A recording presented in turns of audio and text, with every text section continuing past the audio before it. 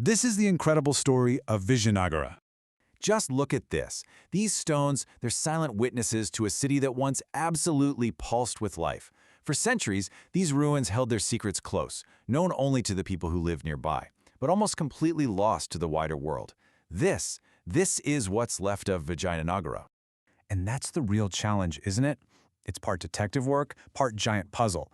How do historians and archaeologists take these scattered ruins and half-forgotten tales and actually reconstruct an entire empire?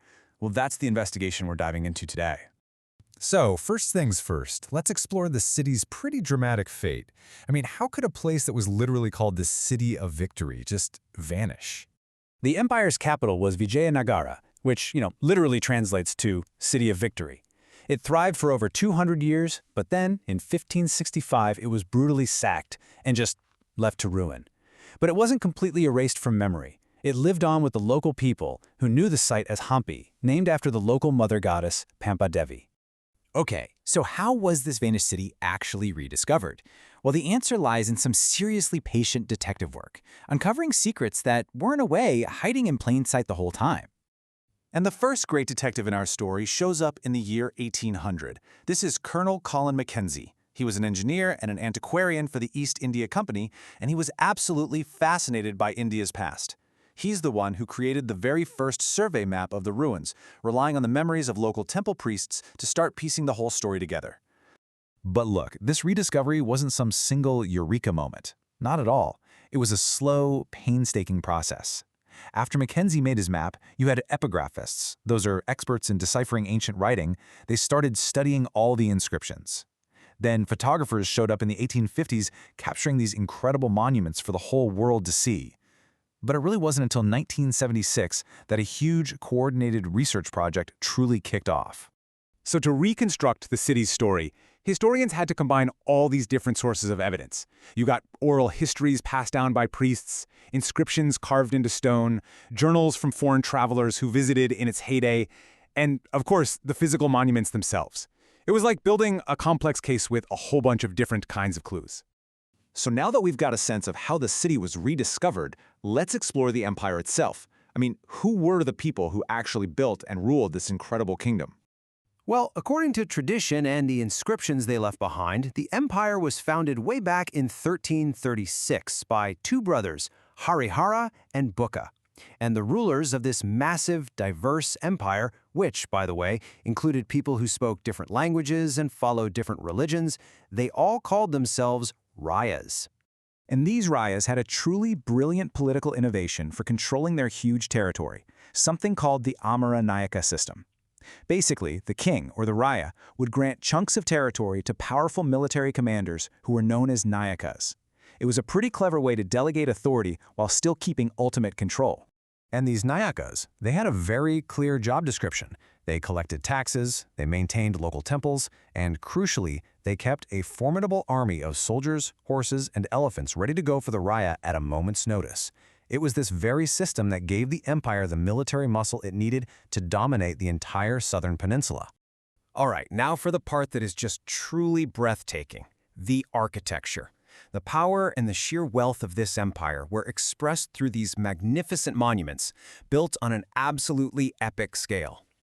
Just try to imagine being a foreign traveler seeing all this for the very first time.